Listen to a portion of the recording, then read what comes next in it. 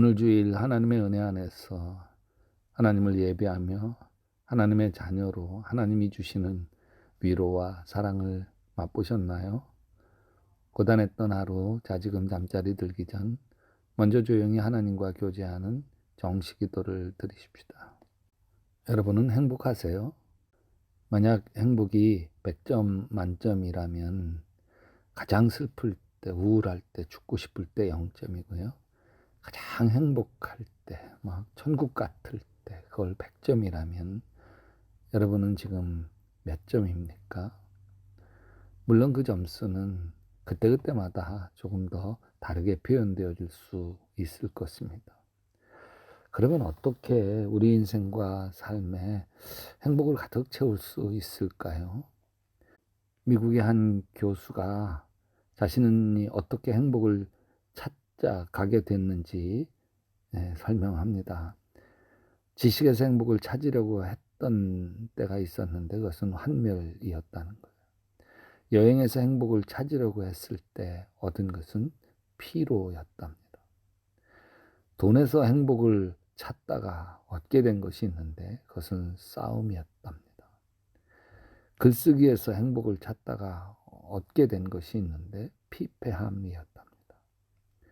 어느 날 이 교수님이 기차역 앞에서 작은 차 한 대를 보았습니다. 차 안에는 젊은 엄마가 깊이 잠든 갓난 아이를 안고 있었습니다. 그때 기차에서 한 남자가 내려 차로 다가오더니 아내에게 키스를 하고 아이가 깰까봐 조심스럽게 아이 볼에 입맞춤을 했습니다. 그리고 남자는 차를 몰고 떠났습니다. 그 순간 이 교수님은 진정한 행복이 무엇인지를 발견했다고 합니다. 많은 사람들은 행복이 있지 않는 곳에서 행복을 찾으려고 합니다. 어떤 사람은 재물이 있는 곳에 행복이 있는 줄 알고 악착같이 재물을 모았지만 재물에는 행복이 없습니다.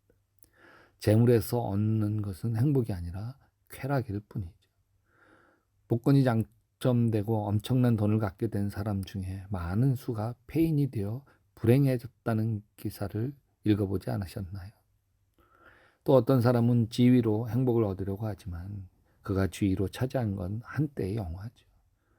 어떤 사람은 명예로 행복을 얻으려고 하지만 명예로 누린 것은 한때의 허영입니다.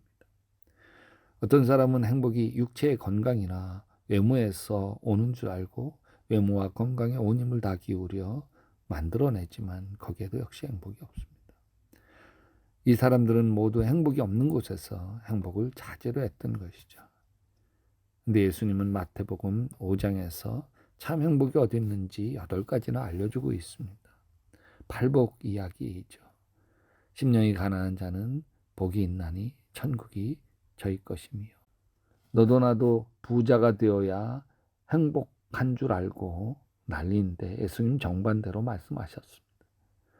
여기서 가난이란 물질적 빈곤만을 말하는 게 아닙니다.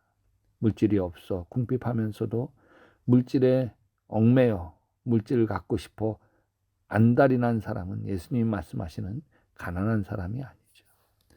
물질이 많든 적든 물질보다 정신에 주님이 가르치시는 사랑의 정신에 가치를 두는 사람이 마음이 가난한 사람입니다. 진정으로 행복한 사람이죠. 예수님은 부자의 비유에서도 재산만을 의지하며 끝없는 욕심을 부리는 게 얼마나 불행한지 누가복음 12장에서 얘기합니다. 재물이 많아야 행복할 수 있다고 생각하는 사람은 평생 행복하기 어렵습니다.